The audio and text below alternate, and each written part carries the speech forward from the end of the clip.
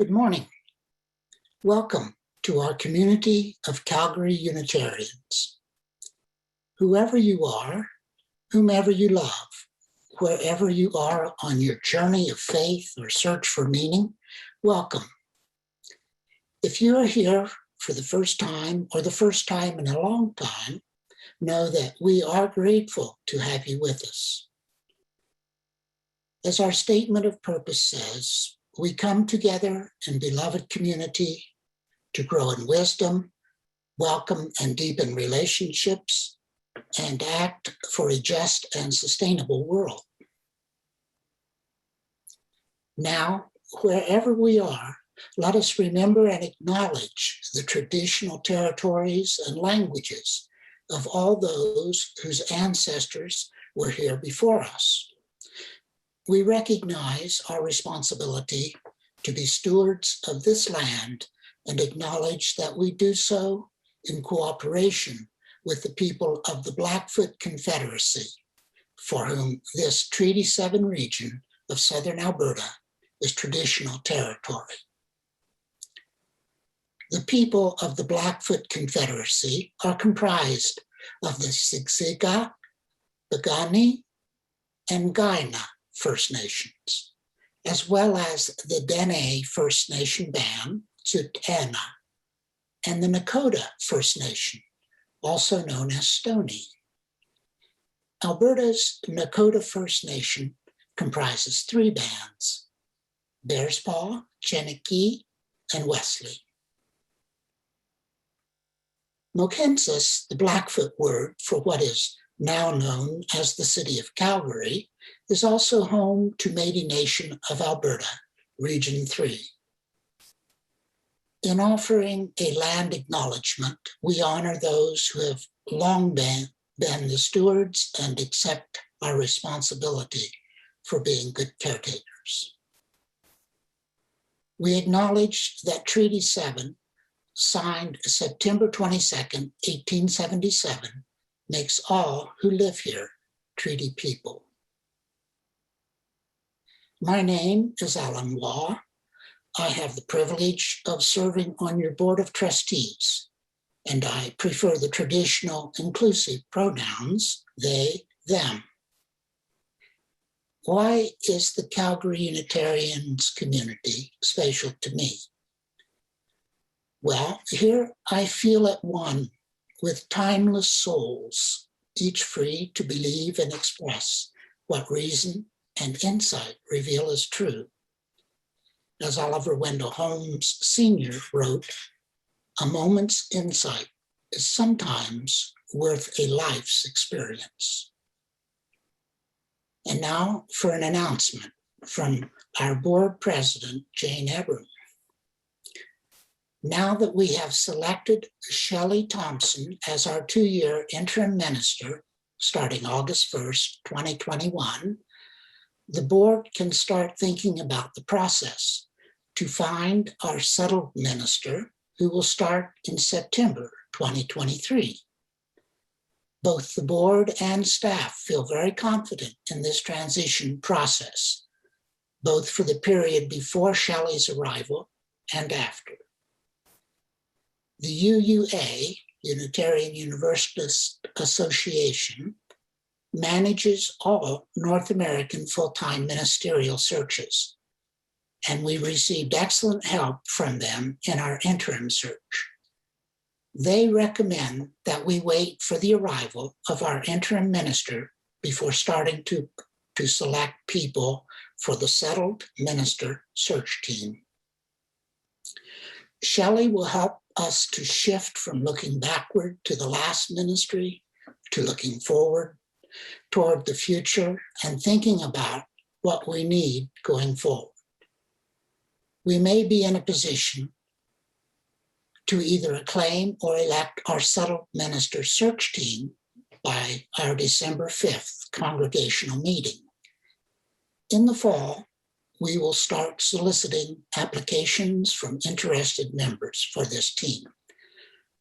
Please give our president, Jane Ebron, a phone call if you have any questions. After the service, please stay for coffee time where we catch up with community and friends in small virtual breakout rooms. Now to Lynn Nugent for the lighting of our chalice.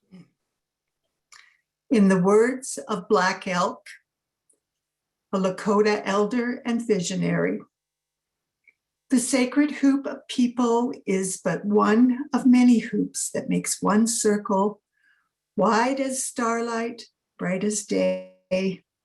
As we gather this morning, may our chalice flame remind us of the sacred fire within each of us, connecting us to the many hoops that make up the circle of creation.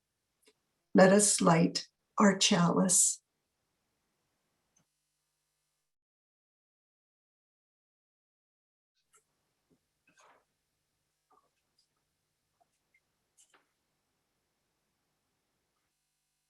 Welcome. I'm Lynn Nugent, a member of the Calgary Unitarians and your service leader today. Let us begin our service with an expression of gratitude for the many people who combine their skills to create our Calgary Unitarian home away from home in this virtual space on Zoom. Thanks to our tech team of Mitch and Daria, to Ev for creating PowerPoints, Bob, who will put our service on YouTube, Marcia for managing coffee breakout rooms, Alan for greetings from the board, Mariana Louise for her beautiful setup of our chalice table, Jane for bringing us music and song, Sheila for sharing news from the children and youth and bringing us a story this morning. I also would like to thank our guest speaker, Sharon Jinkerson Brass, for being willing to share her wisdom via Zoom. She created videos for us to show via Zoom this morning. I'll introduce Sharon a bit more fully later. And now to our Director of Music, Jane Perry. Good morning, friends, on this bright, sunny Calgary day. Our service this morning is all about learning about Indigenous ways of being and knowing. And to honor that, we will start with a hymn this morning that we don't sing that often, hymn 1069, Ancient Mother, recognizing Mother Earth. It's a short song, and we're going to sing it 4 times to honor the 4 parts of the medicine wheel. If this is not a piece that you know, feel free to listen for the first couple of times that I sing it, and then you're welcome to join in when you feel comfortable. Let's sing together, Ancient Mother.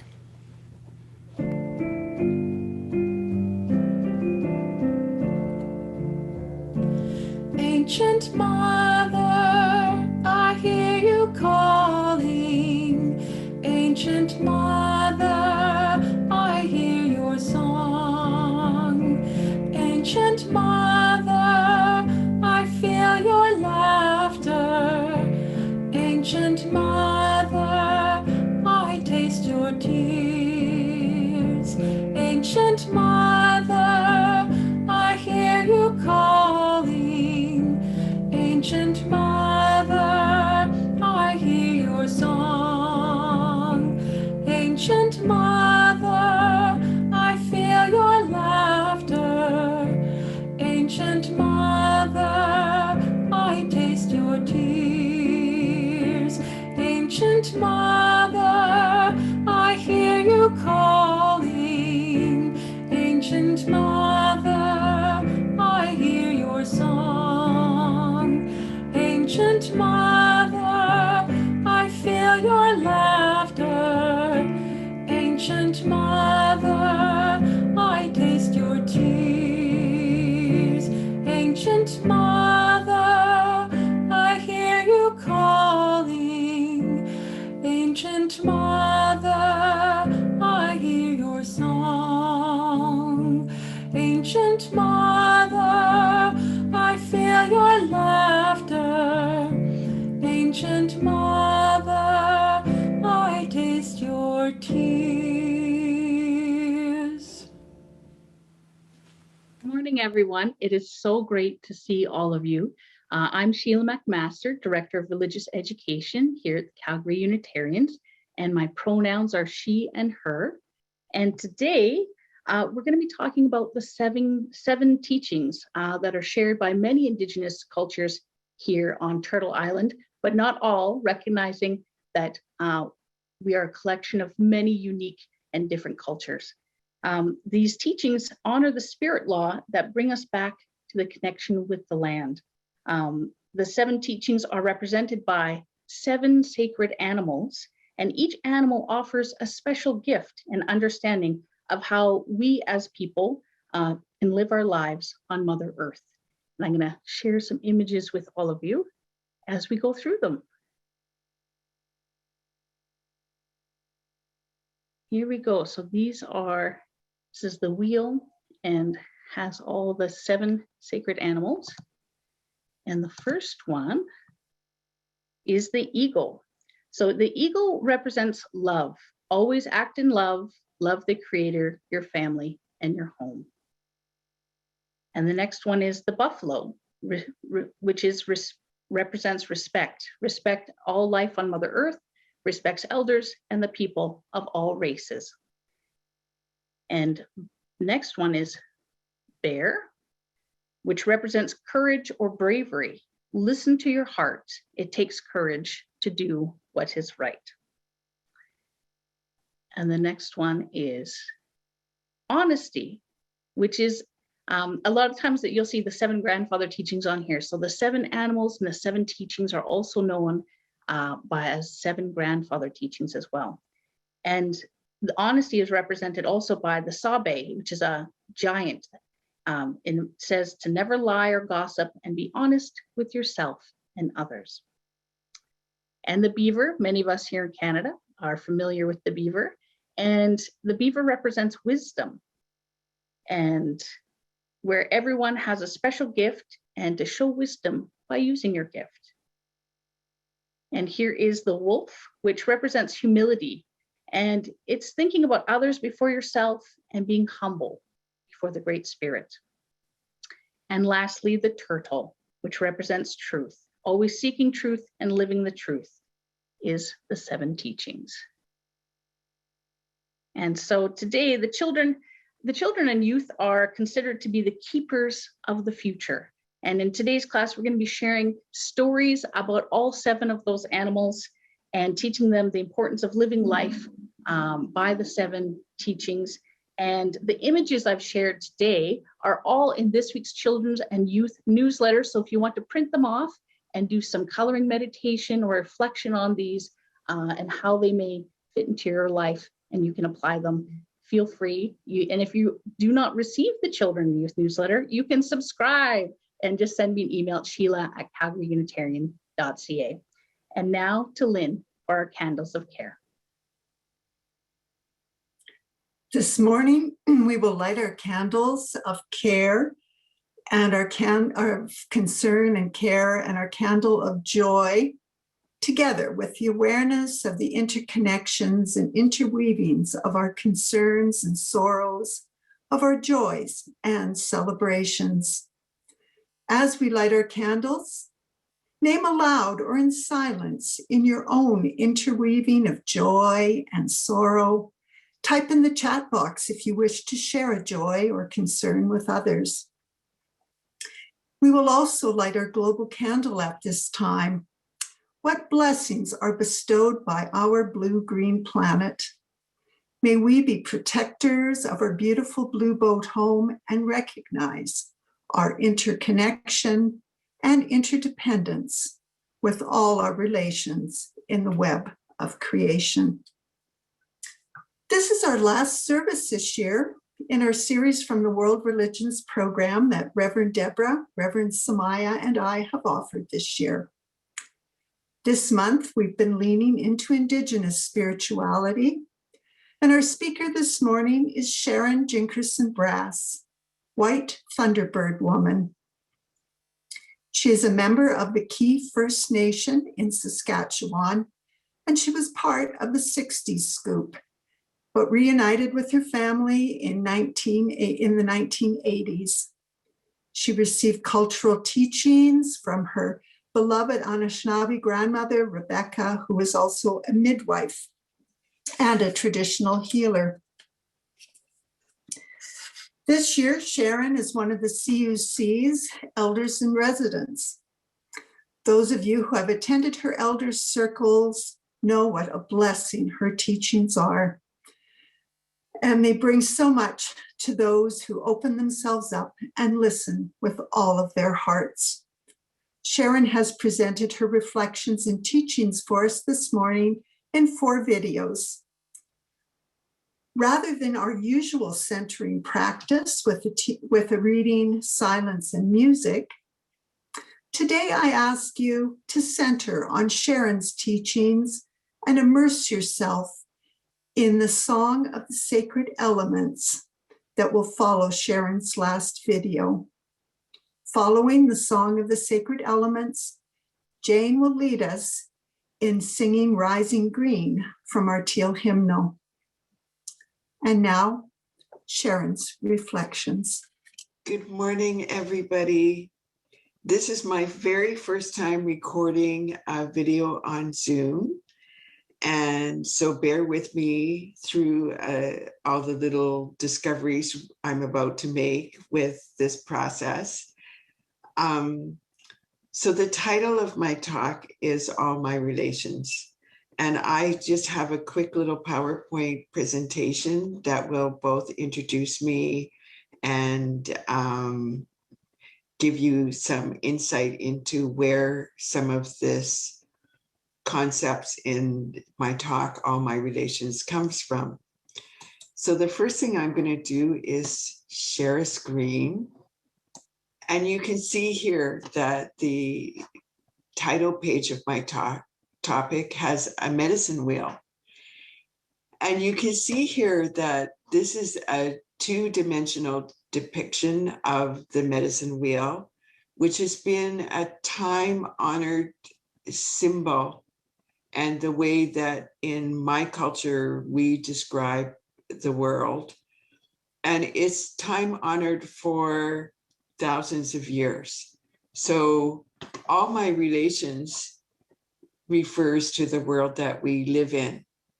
And if you notice here on this medicine wheel, we have the first quadrant, which is yellow, which is east. And the east is where the sun rises. And so we say that that's the first sacred direction. The next quadrant is south. And that is the second sacred direction depicted here in red.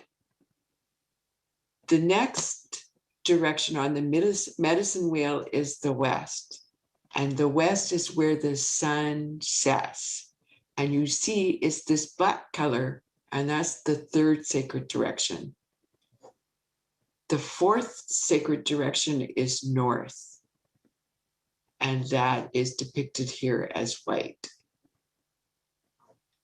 In the beginning of the medicine wheel, back to the cycle that's endless on this earth, is spring. That's another, we have the 4 seasons in the medicine wheel, and the first is the spring. The second is summer, and that's depicted in the south.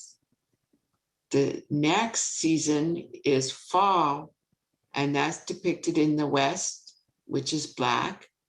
And then the fourth is winter. So you see there's a certain logic to the cycles here on our medicine wheel.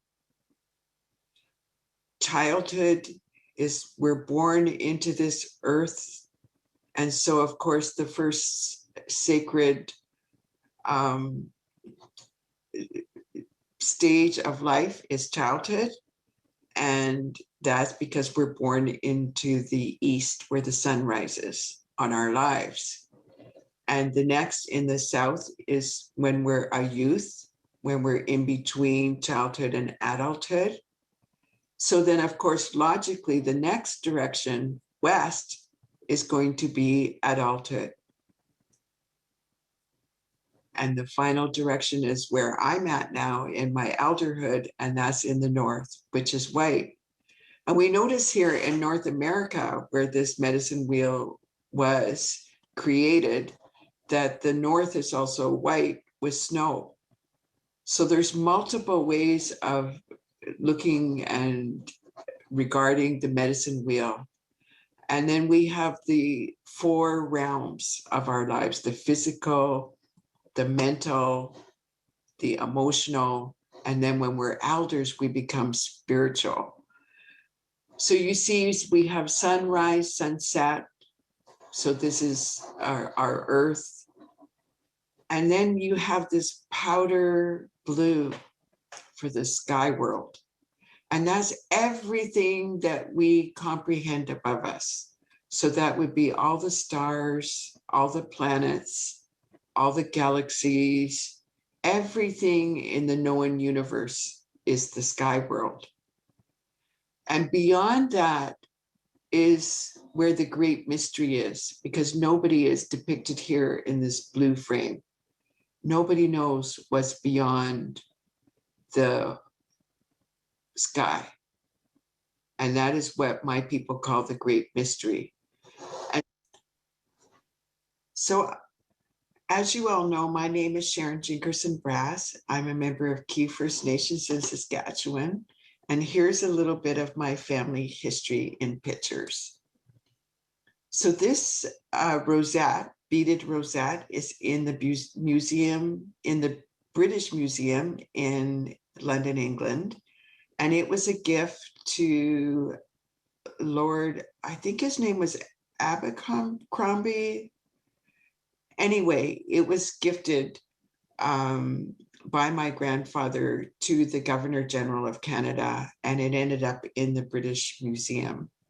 And I personally took this photograph on a trip to see it. And here is this great-great-grandfather who you see he's got a medal because he signed Treaty 4 and was part of that beginnings in Saskatchewan.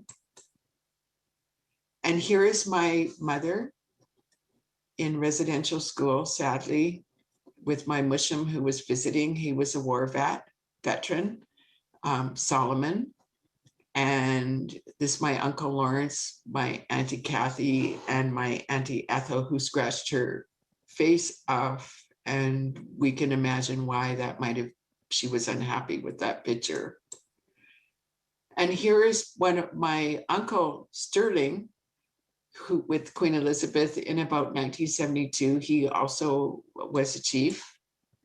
And here I am with family, my brothers and my myself. We are visiting the reserve several years ago. And this is my beloved grandmother and teacher, Rebecca Brass. And her family line was actually Cardinal. So I put that bird there because there's many, Cardinal is a very well-known name, and that's the origins of her family were actually Cardinals. So this is my reserve in Saskatchewan, and you see me there. And why this is important is that I'm a 60 scooper. So my knowledge, Soto, the language of my people, is not my first language. And I was actually raised in a middle-class home, adopted as part of the 60 Scoop. And here I am in elementary school. And when I was a young child, it was obvious that I was mixed blood and had the experience in the community of being treated like an Indian. But at home, I was a valued middle-class child. And this is my family who adopted me, my mom and brothers, sister, and myself. And this is my life partner, well-known carver Victor Reese, us back in the day.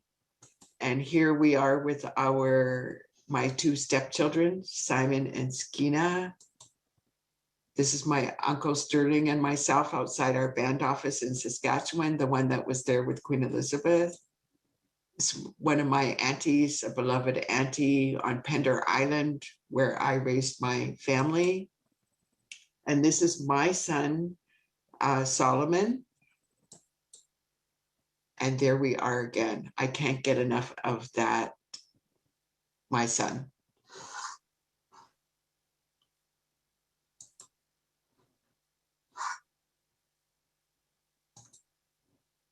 I wrote this about 10 years ago, and this piece is called All My Relations. I first heard that salmon DNA was found in trees that skirted rivers and streams rich with spawning salmon on an episode of The Nature of Things. This little scientific detail sent my mind on a journey back to the teachings of my Anishinaabe people around our ancient burial rituals.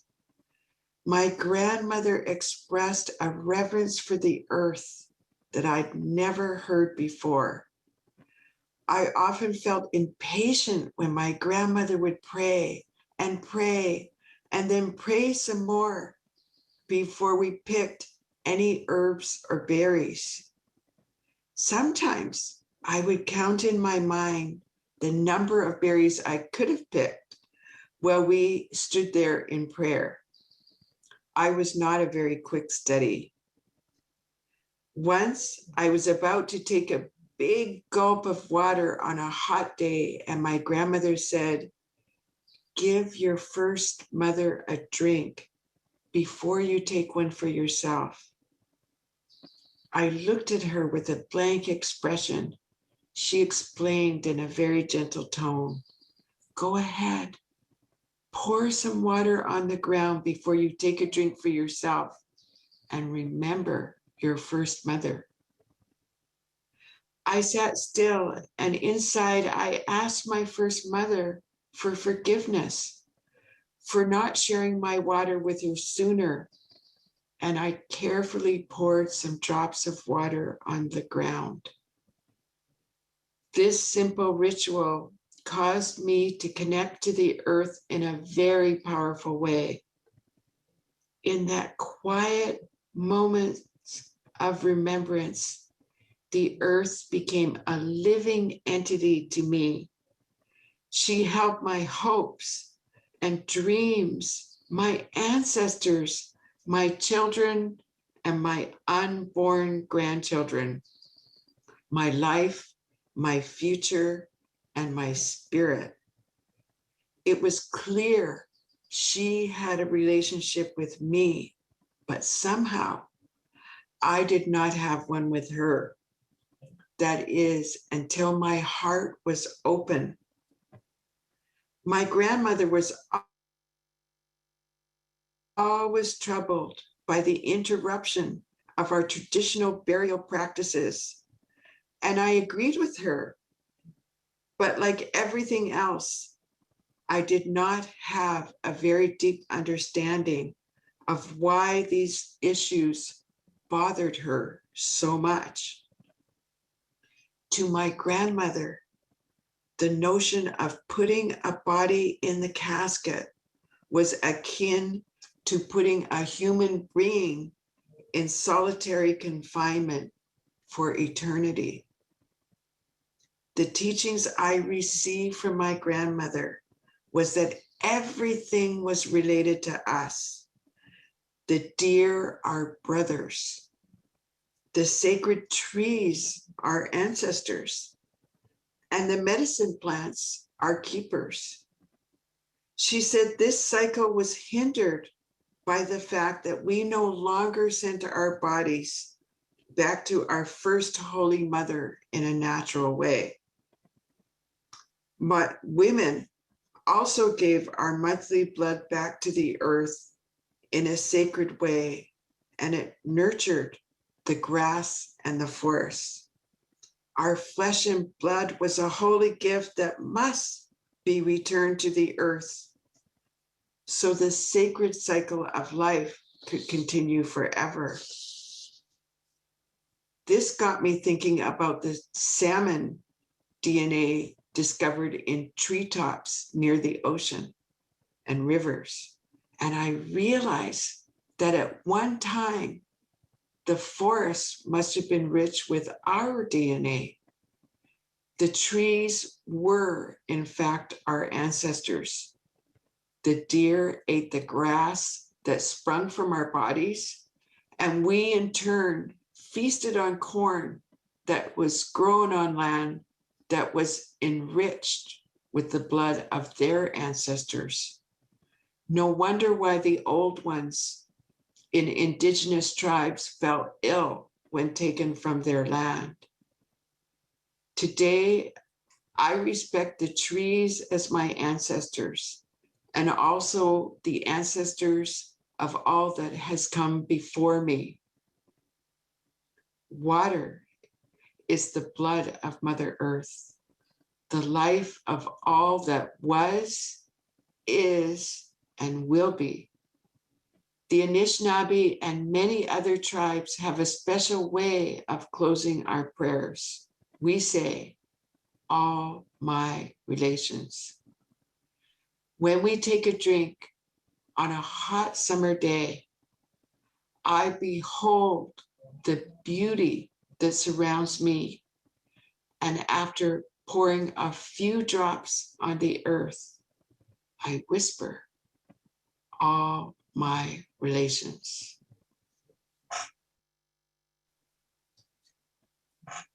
So I wanted to tell a little story because I sort of alluded and talked about time and how the past, the present, and the future are all linked together. And the earth reflects this continuum of relationship. And in this time of COVID, it's so clear that everything is related to us. And when we say all my relations, that is how, when we say all my relations, that is how we interpret the world, as everything connecting to ourselves. And we say that the stars are the campfires of our ancestors. And there's some truth to that. We say that their light shines down on us and they illuminate our dreams or our sleep world or our unconscious world. So everything is relative.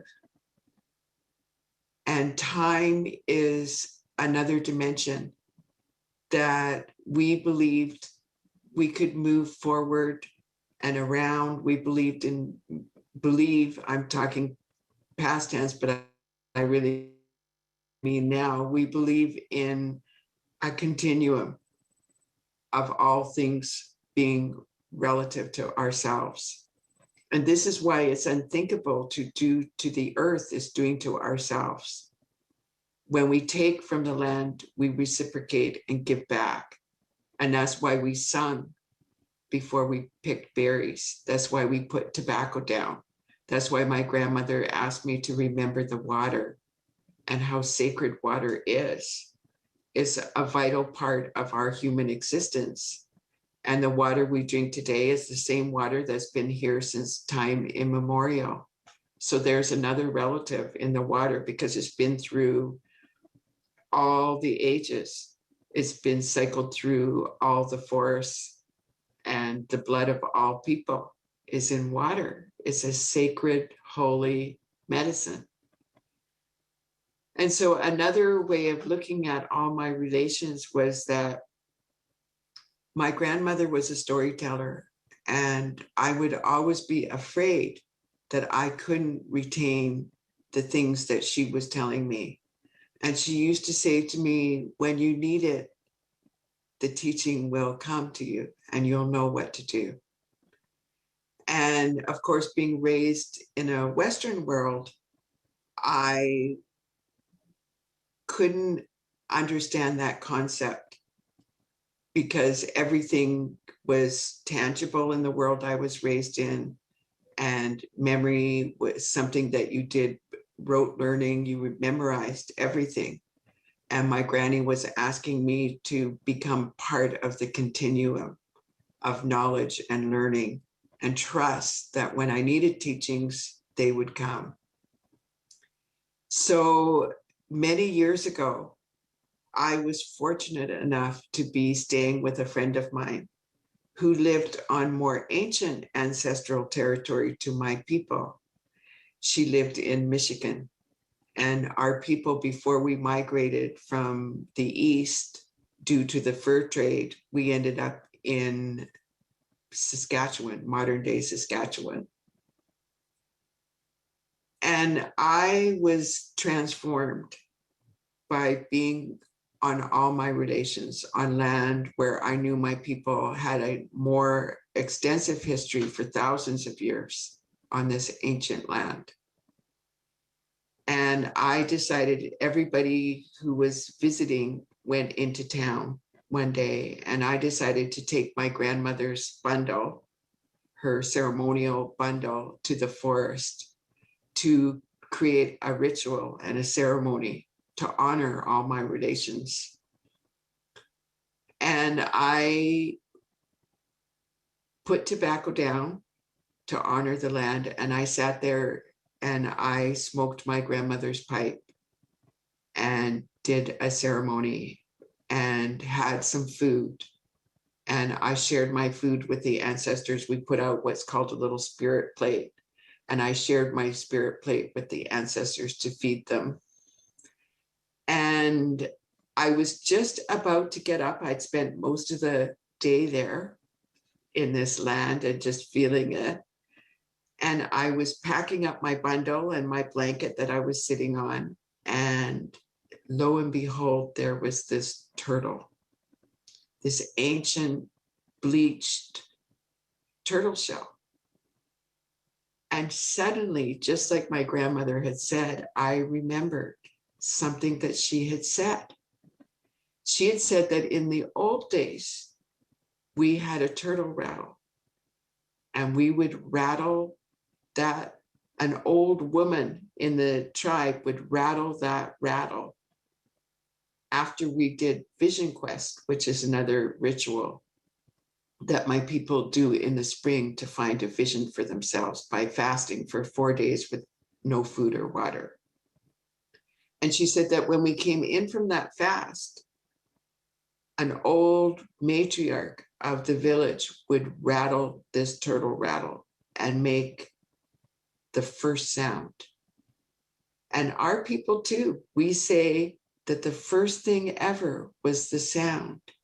And she said that honoring of the first thing that ever happened in all space and time was the sound. And we used that turtle rattle to express. I realized what a gift. Here was this beautiful turtle rattle right there.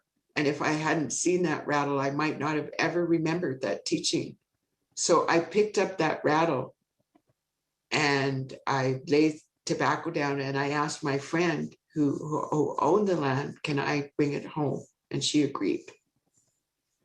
So a few years went by and I was going home to my camp, a cultural camp on my reserve in August, it happens. And I was running out the door. At the time I lived on Pender Island and we had to catch the ferry. And I risked missing the ferry because I suddenly remembered Shell.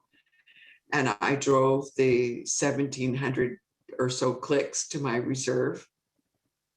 And when I arrived there, lo and behold, was this elder who made drums and rattles. And he had a beautiful little camp set up with rattles and drums in various stages of creation. And I couldn't believe it. He'd never been there before. So I brought him this bleached turtle rattle. And he said, I've been waiting for you. And he said, yes, I'll have this finished before the camp is done. So the camp went on for about a week. And what was special about this camp was that there was a sun and a moon event where on the horizon of the prairies, you could see at a specific time, this moon and the sun were opposite each other. the moon in the west and the sun in the east rising, and they were equal spheres on the horizon. And I woke up one morning, I had read about this, but sort of forgot all about it. And when I got up in the morning at sunrise, I couldn't believe it. It was the most glorious sight of these pinkish spheres on the moon, when the sun in the rising in the east and the moon on the tip of the west. And during that time, they were equal spheres. They looked equal in size. And I turned around and looked, and here over the rise came this elder right at that moment. And he had his hands outstretched with this turtle rattle. And I remembered that my grandmother had said that our people would find the balance when that turtle rattle was rattled and was used again. So I couldn't believe it that I was receiving this turtle rattle when there was a balance between the feminine, which is the moon, and the masculine, the sun, the grandfather sun and grandmother moon. And here was this celestial event of equality, which was a reflection on that teaching of my granny, when things would be restored once that turtle rattle was rattled. So about another 2 years went by, and I took that rattle to Vision Quest. And I shared it with my uncle, the whole story of remembering Granny's teaching and finding the turtle shell, and how Robert, the elder, had made it into this rattle. And my uncle got so excited at Vision Quest, and he asked me, will you come down and rattle that rattle for the beginning of time, a new time for my people and community? So it was an absolute glorious moment. And what my granny had prophesied was that the balance would restore, would begin to come back. And it was a full communion or connection to all my relations, the past, the present, the future, the teachings. Who knew that that ancient shell would be there? And one of the things I like to think, all my relations is like living in the flow versus the angst. And when you can be in the flow, then the mystical door opens, and things, it could all just be coincidence. It's true. But I believe it's part of being in relationship with the great mystery, and being in relationship with all my relations, all the things that have come before us, all the creatures and abundance that we have here on earth, even the trickster medicines, the things that challenge us in life. It's all part of that flow. So on a hot summer day, before you take a drink for yourself, take a moment and put a few drops of that holy medicine, that beautiful gift that we receive from our first mother, and say in your own way or in our way, all my relations. Thank you, Chi-Miigwech. So I wanted to tell a little story because I sort of alluded and talked about time and how the past, the present, and the future are all linked together. And the earth reflects this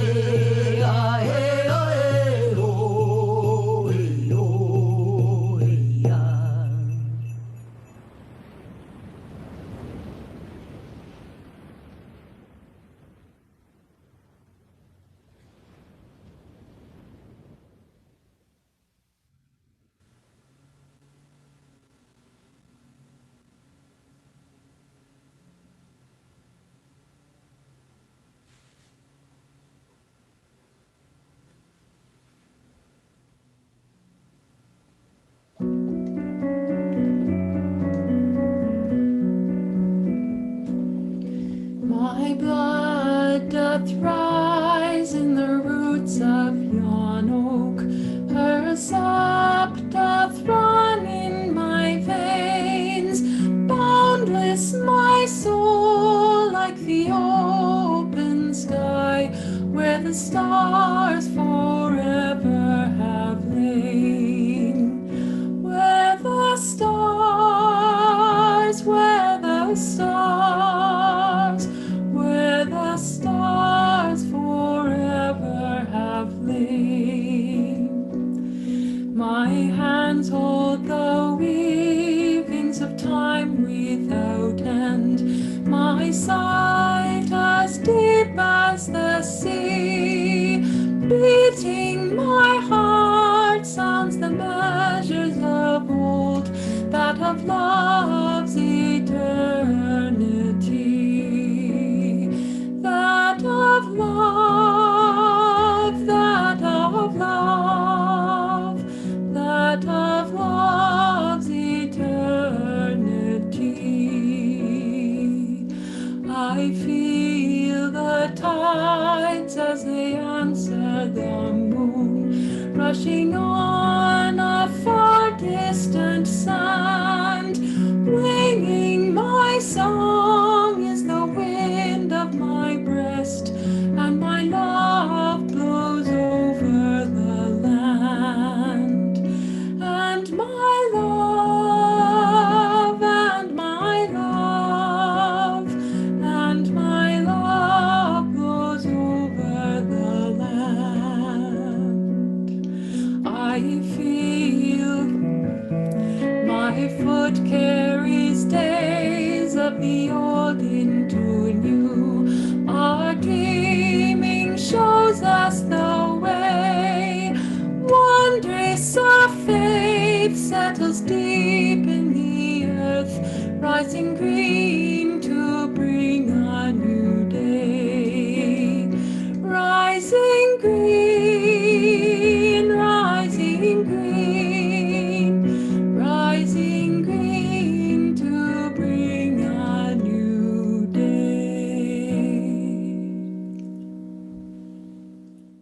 One of my favorite poems is Robert Herrick's On the Coming of Good Luck. So good luck came, and on my roof did light, like noiseless snow, or as the dew of night.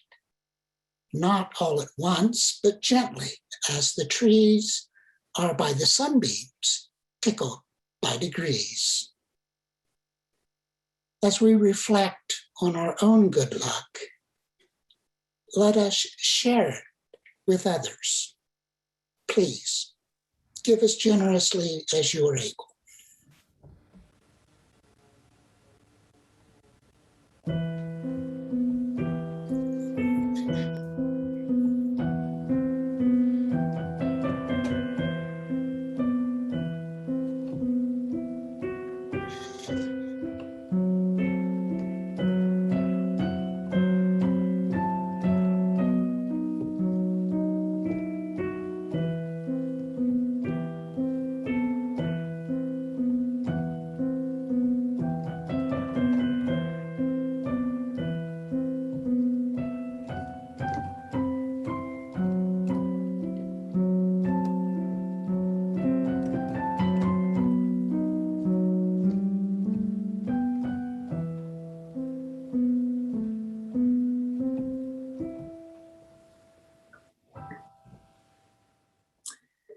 Richard Wagamese wrote in one drum, "The stories of my people are invasive.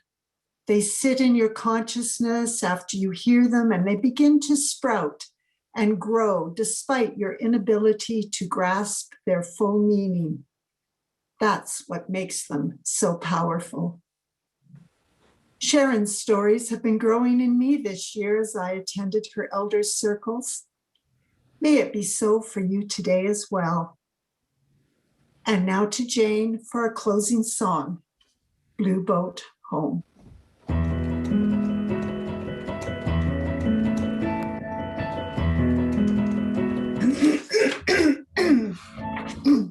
Low below me, I feel no motion.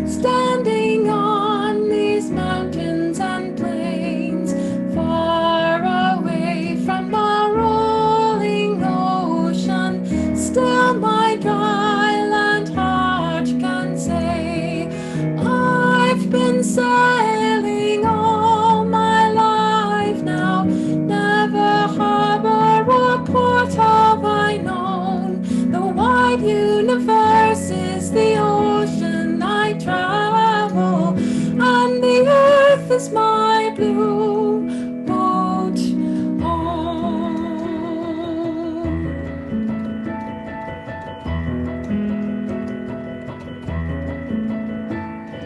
Sun, my sail, and moon, my rudder, as I ply the starry sea, leaning over the edge in wonder, casting questions into the deep, drifting here with my ship's companions, all we kindred pilgrim souls, making our way by the light of the heavens in a beautiful blue boat home.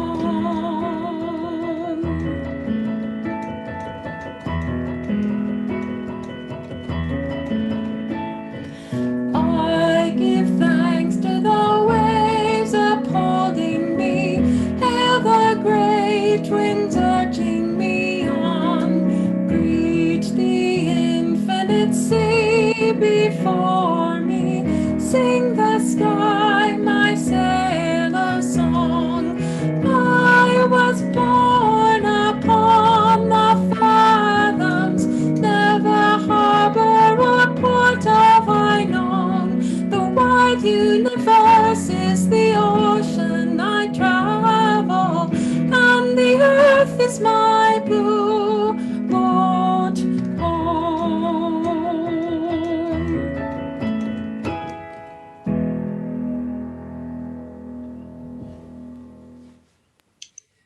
In his book Embers, Richard Wagamese writes, I've been considering the phrase all my relations for some time now.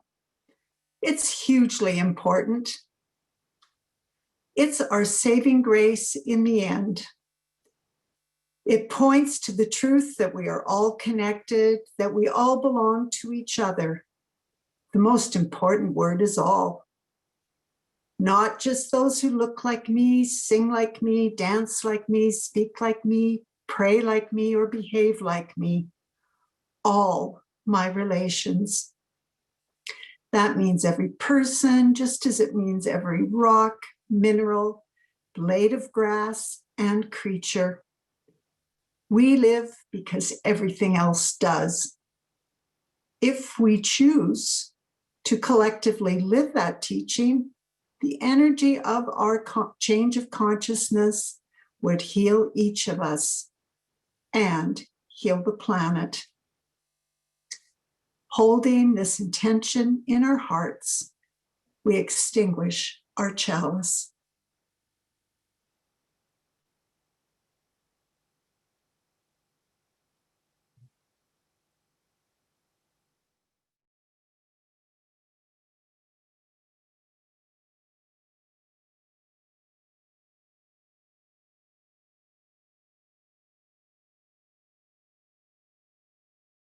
That I want to invite us all to coffee hour. It's a great time to catch up with some folks you haven't seen for a while, or if you're new to our service today, to meet some folks and start to feel a part of our community. To get to coffee hour, you just have to click on the link that has just appeared in the chat area of your Zoom screen. And now let's sing together our closing benediction, Spirit of Life.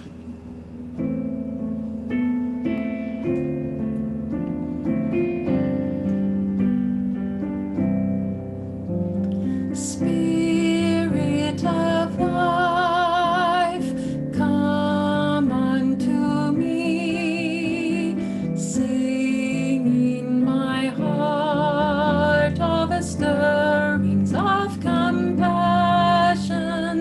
blow in the wind, rise in the sea, move in the giving life the shape of justice. Roots hold me close, wings set me free. Spirit of